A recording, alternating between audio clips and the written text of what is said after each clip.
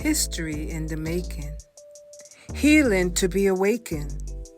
Yeah, you are the star of your story at Let's Talk and Grow with Miss Roshumba.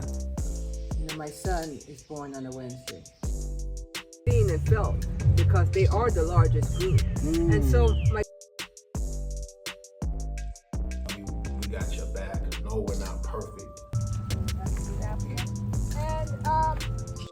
So now you know it's time to grow at Let's Talk and Grow with Miss Roshumba.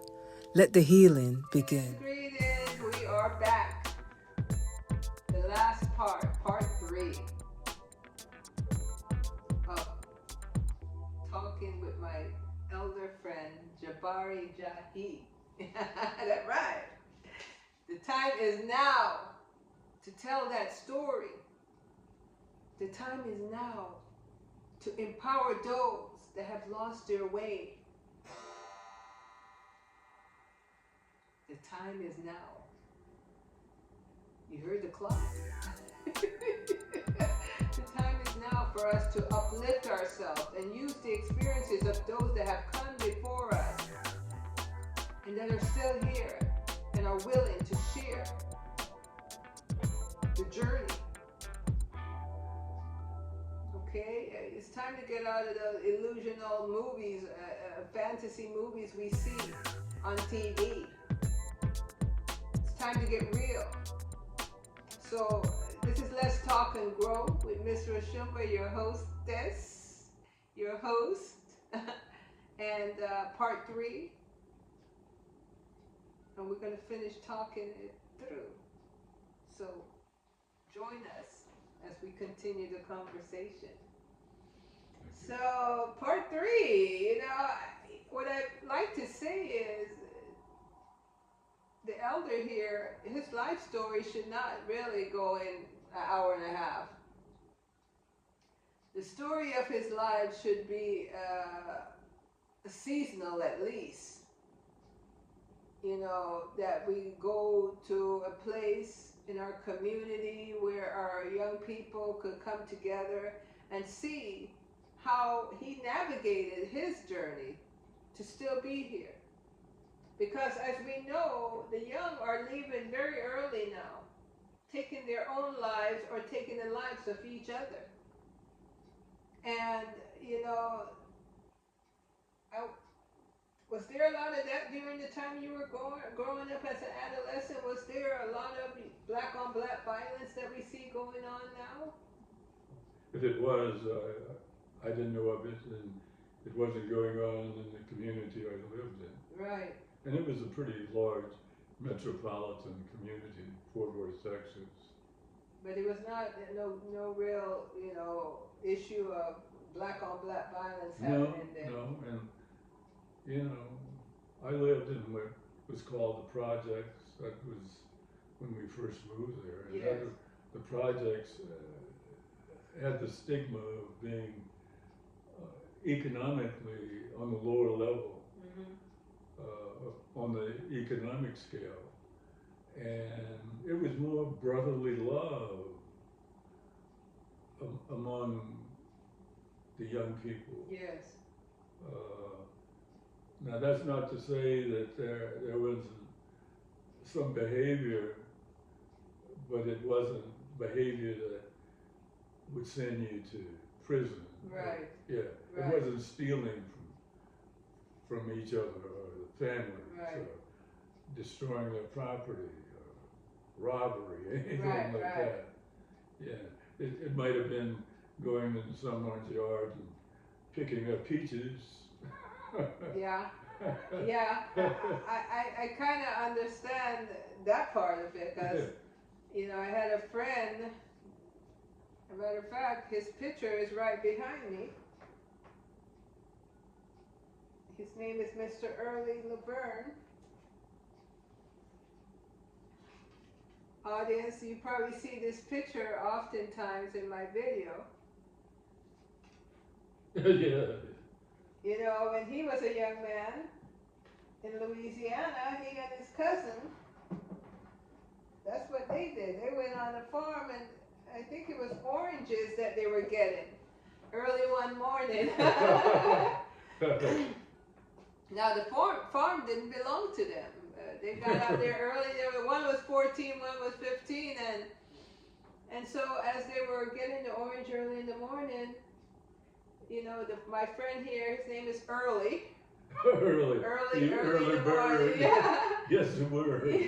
So he ran behind the building to go pee.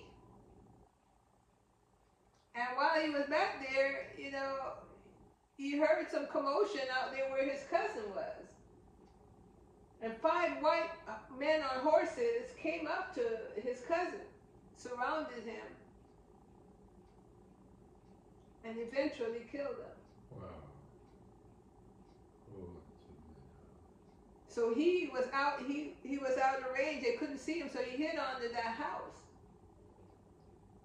and stayed there till he said it was in the morning. He stayed there till almost midnight. Couldn't move. wow. And that changed the trajectory of his life after that. That's a powerful story. So he's an ancestor now. He's been gone since 2013.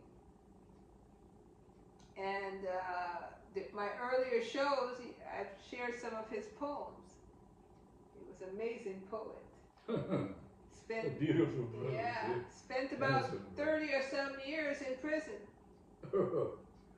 But his story is riveting. So not every one of us are able to go the straight and narrow to get to adulthood. Some of us have had to go down in the gullies and through the valleys and in order to make it.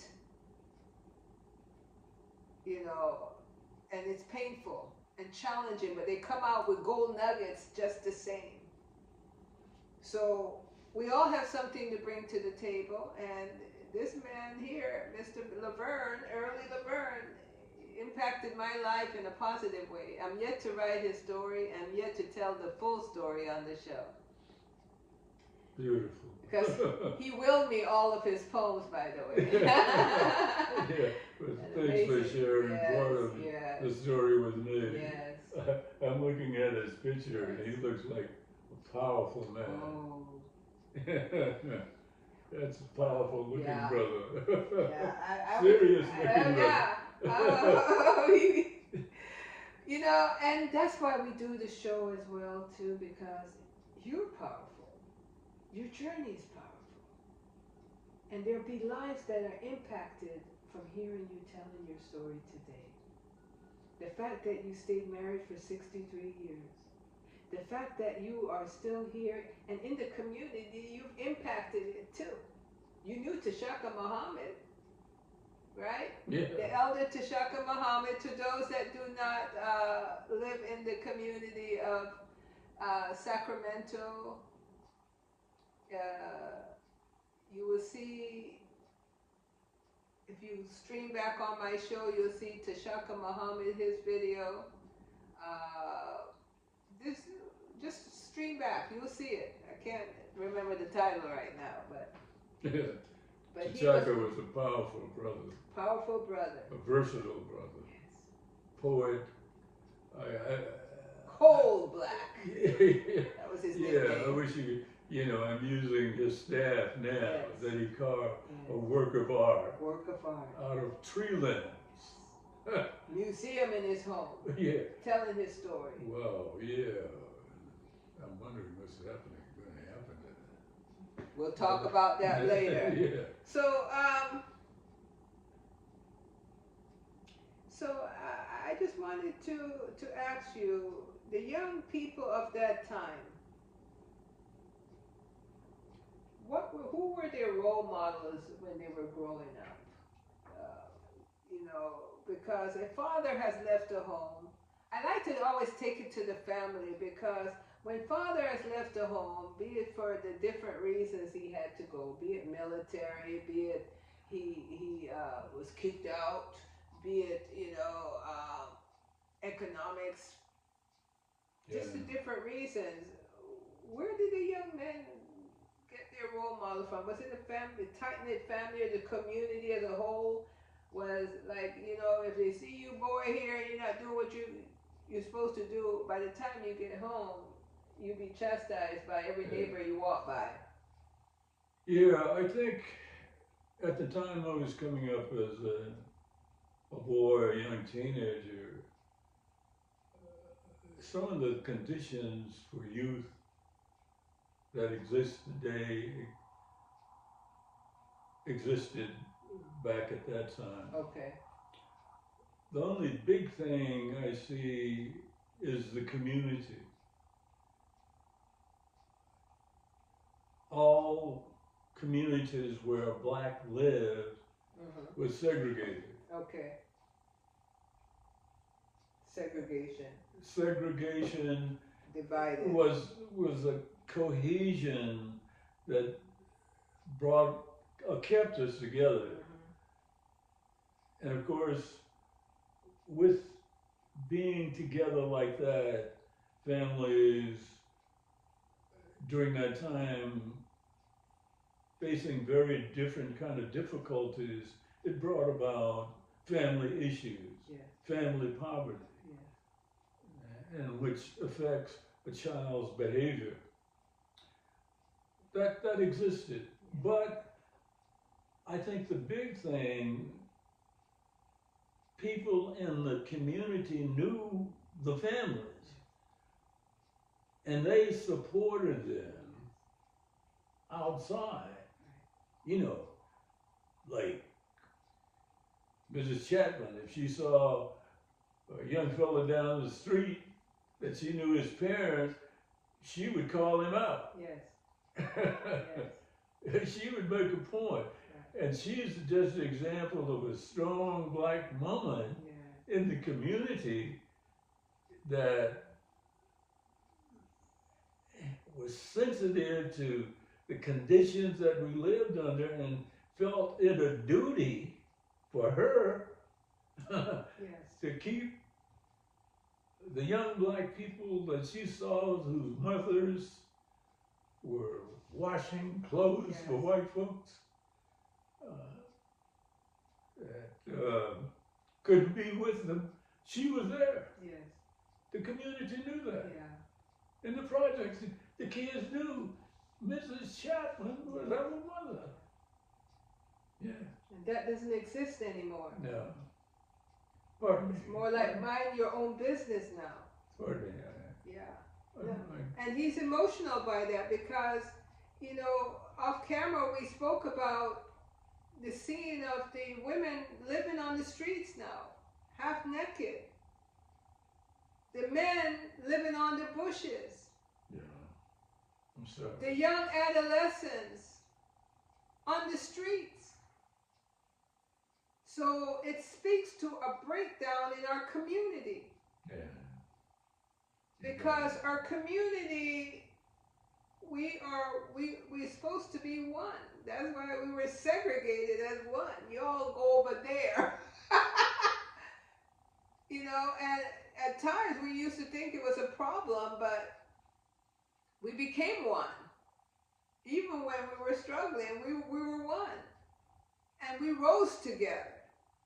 So we have now a system that says we are integrated now. We could integrate and mix. And I have to ask the question, has that been our downfall? Is that now going to be our downfall? You know, there's a lot of women with big homes that live alone in their homes. Yeah. They cannot find a partner. Yeah. So, I see it's a sensitive time for you because, you know, and I would say it makes sense because you've seen some challenging times and yet you've seen how people operated to get through. Right. You got it. And these are supposed to be the easiest time. Everyone has money, cars, you know, freedom to education. So what would you say is happening? Why is that worked against us? And you could be as frank as you want because, you know, you've earned the right to speak frankly now. Well, this is just you know, it varies, my opinions, depending on the day I'm talking. Yes. But I think we, as black people, coming to this country and having fought so hard for what little rights we have, and we thought we should have automatically, you know. Yes. Like I can remember my parents, in order for them to vote, they made it so difficult. They had to count how many marbles was in a box or whatever. Wow. And then I look at the situation where now, where they thought it was so, just being able to participate in what they thought would be something for their own self-interest, to vote, Yeah. how voting is not really critical for a large number of our people. You know, and it's the only thing people will say, well, I've heard people I know say, well, why vote? It's not going to make any difference. And I feel very sad that my people put their life on the line, went through all kind of ridiculous games in order just to feel like I'm somebody. My presence will mean something. And they have a system to just continue to make us feel like they're going to keep us with a mindset that we won't do what we need to do to help ourselves. Exactly. Yeah, that's. Yeah, and to piggyback on what Elder Jabari has said, you see, when we don't have these types of conversations, when we walk past our elders, when we see them either sitting in the mall to say, I just don't want to sit at home, I want to be seen. Yeah. When we see them in the library, when we see them just wanting to be out because they're still here. Right. This is your opportunity, folks, to bring them a cup of tea or just sit right by them and let them, hopefully, that they will share their story. Because that is what we're missing. Don't mean to cut you, but that's the important part of what we're missing. Because he will tell you what voting was like back then for his parents, or the lack of thereof. He will tell you what happened. So that you can now respect it. Yeah. I think too, it could be a cultural something that's indicative for certain parts of the country that you come in. You know, in the deep South, there was more of a connectivity, more of a communal people. When other people saw other black people, no matter where they were, they would give them a shout out, or shake hands. Or if a young person saw an elderly, they would help them. Miss So-and-so, I'll take your groceries, blah, blah, blah. Now, because of the cultural shift and what has happened to our mind, our sense of collectivity with our brothers and sisters, you know, it's just, you know, like you're an invisible person. You like many times I'm just stopped in my tracks. I want to speak to black people, and they will just pass me by. Especially in the grocery store, I'm there picking out my apples. A black person will come up, and they will be right with me, and they won't say a word. they'll go right next door to the white person and they're all smiles, picking up a conversation. How, maybe it's my overly sensitivity, but I'm saying what has happened to us as a community of people? Well, the key word is community. We no longer have a community. You know, leaving the South is like leaving your home. Right.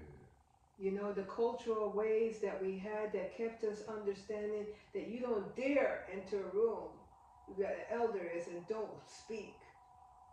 You see, all those things, the church, the way we did things, it was important. The history, all is in the South, in the homes.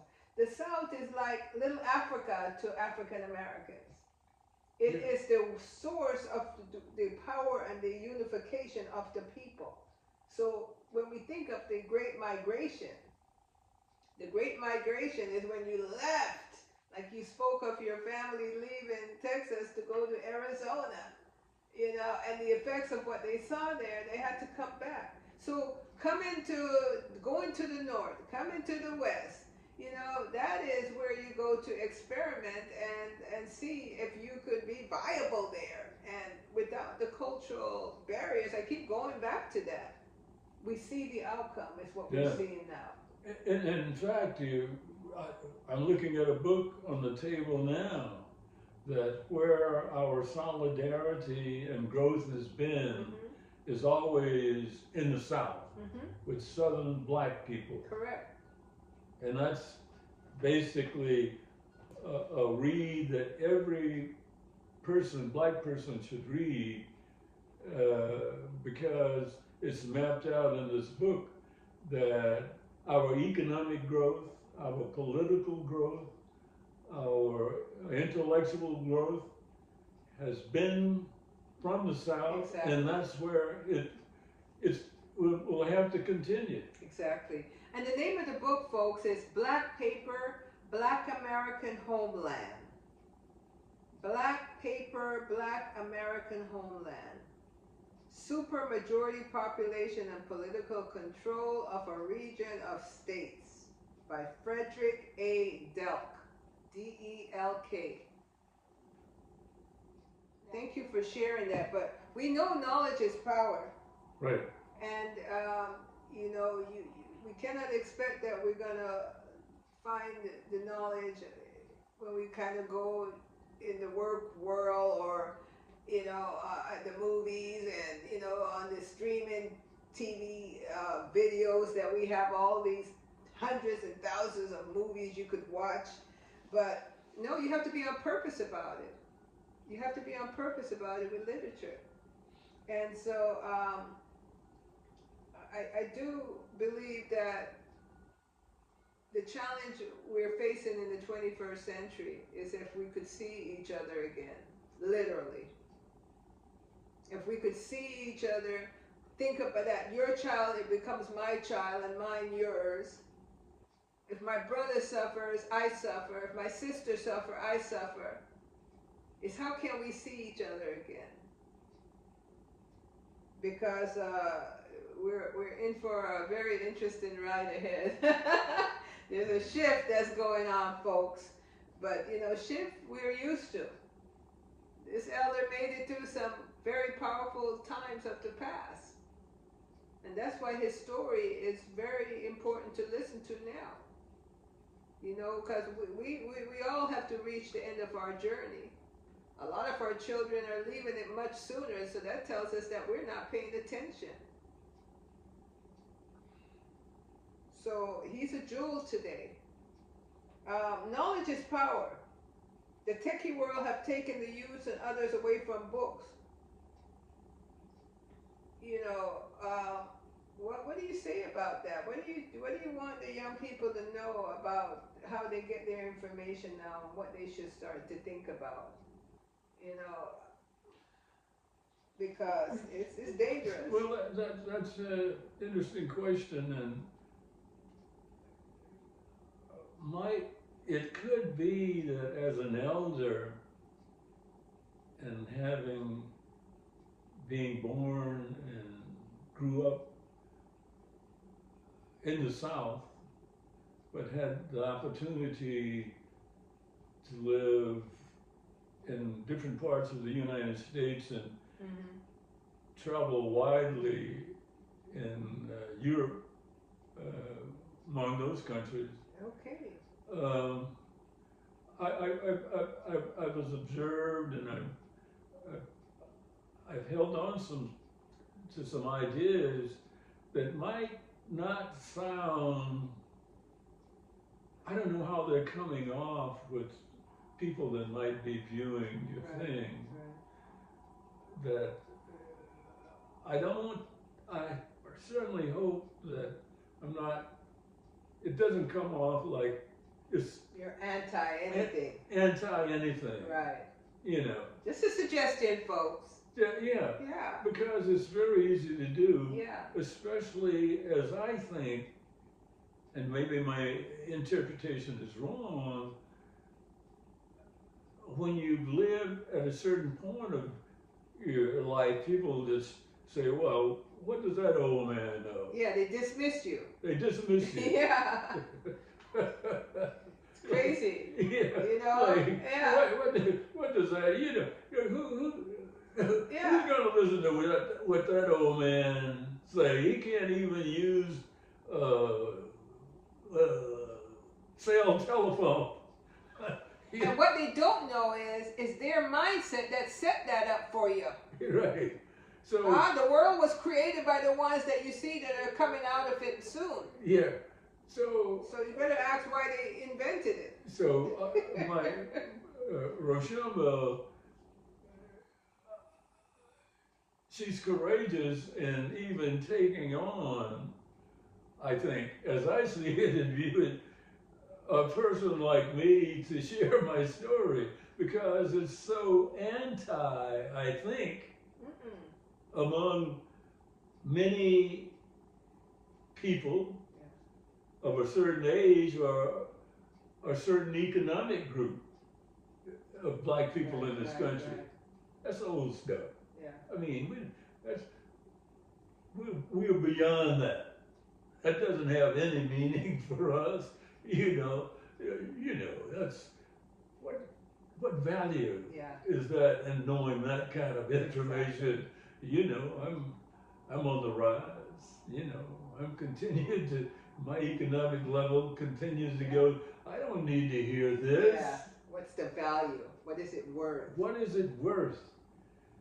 Well, I tell you, nothing and no one stays the same. Speak it. And we and everyone should be careful about how they are thinking about their situation at the present time. Exactly. Because there's no doubt about it, it's going to change. You just don't know how, why, or when. Exactly. Yes. So a lot of the things that you might hear an old man saying and thinking about, I'm talking about what I have experienced. And overcome. Overcome what I know. I mean, this is no Disneyland interpretation. Right. You know, I'm trying to, with Roshumba, I appreciate her courage to even take on interviewing. Yes. Because I'm trying to, I don't know, I'm trying to tell her what my true feelings are. Yes.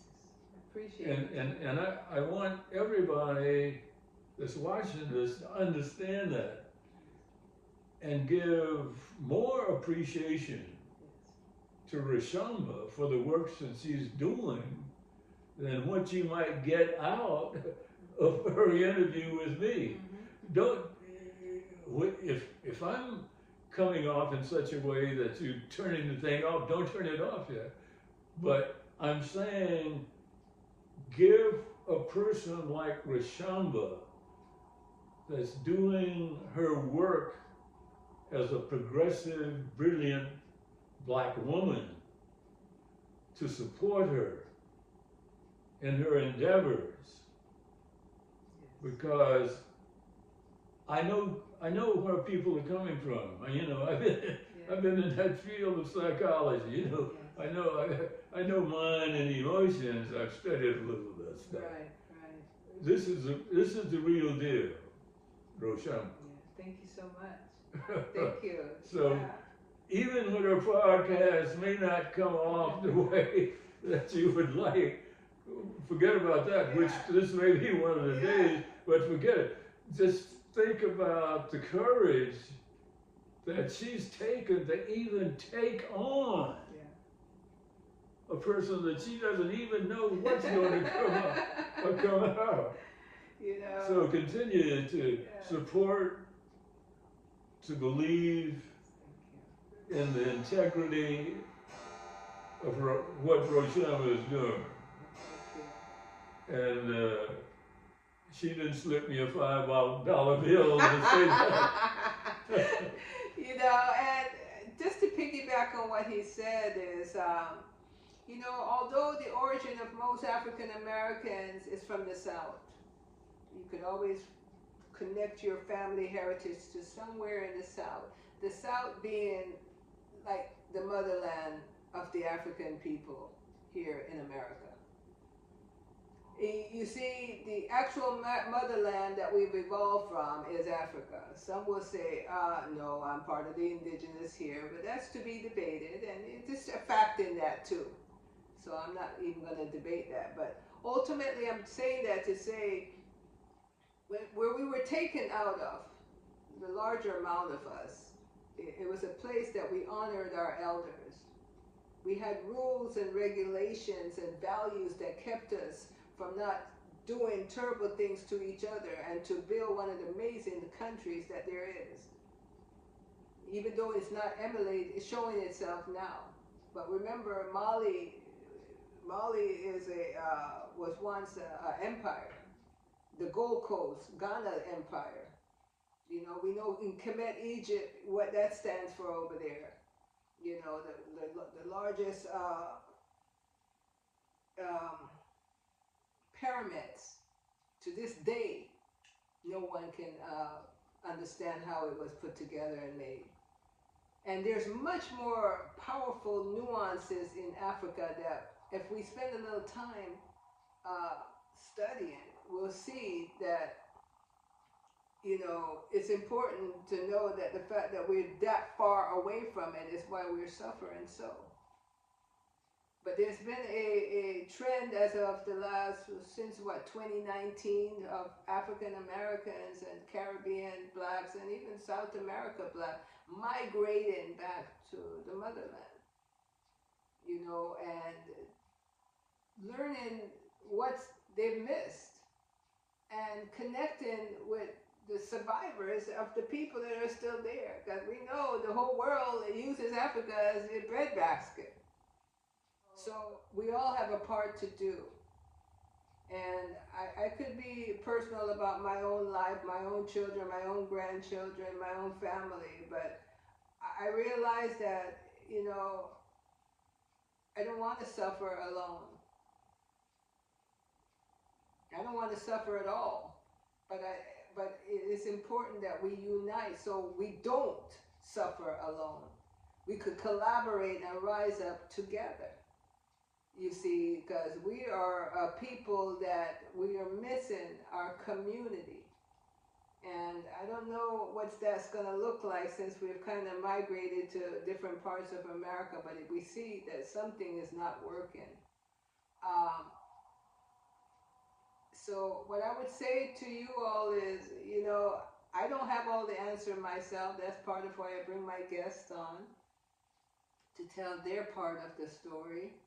And I would say to you, hey, turn on the other TV programs and tune into us. Because this is true. This is the truth. This is not a fictitious story. This is his life. This is his journey. And so I think we all could benefit from learning from my elder here. Because he says now is the time. Now is the time. The time is right now. You see, the time is right now. And so for those listening, please thumbs up, share, leave a comment. And you on the African soil, I've been over there. I've done a couple of shows over there. You need to start talking up a little bit more. You know, so I wanted to say, you know, in Africa, I'm sure those that are watching give you much respect. Because that's one thing that I noticed they have not lost there is the respect they have for the elders. And for me personally, you know, I respect you and I thank you for taking the time out. Thank you so much. To share your valuable life. Thank you. You know, because I knew you for over 20 years. I knew you, you know, strong and moving around in the community. And I know everything has its season. Right.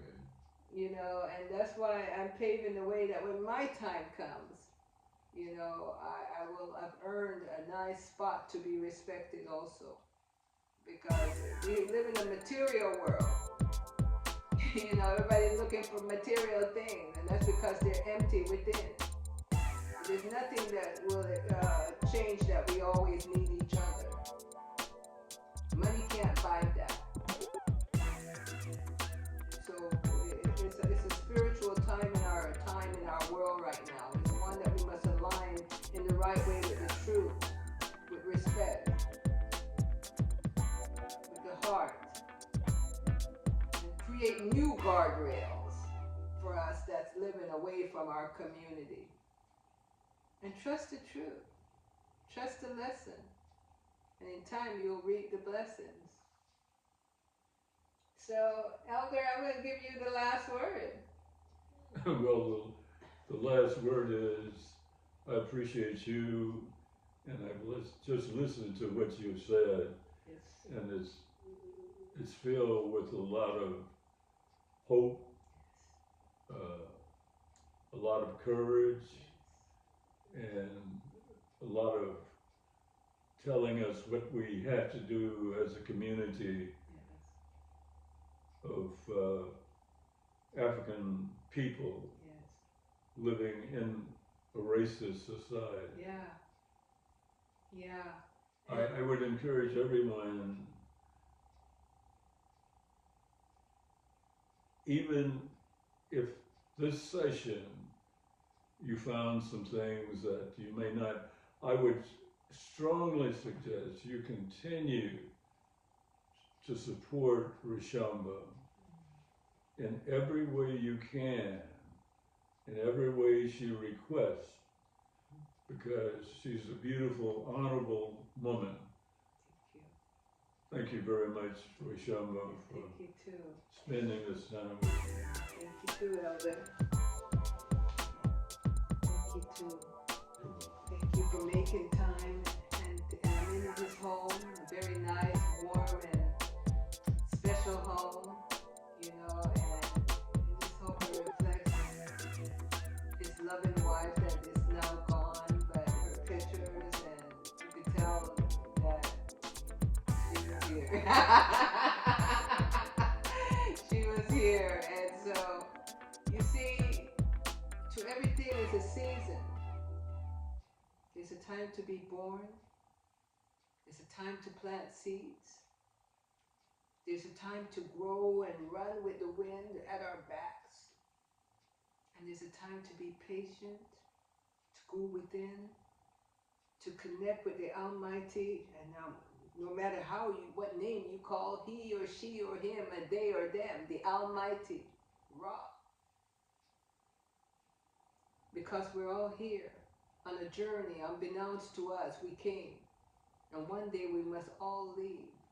But while we're here, let's align ourselves with what is right, what is true. Not just for you, but for all of we. So be the mirror of love. Because our world is going to need it, because we're on a ride now. That you have to choose, right or wrong. Right or wrong. lies or truth.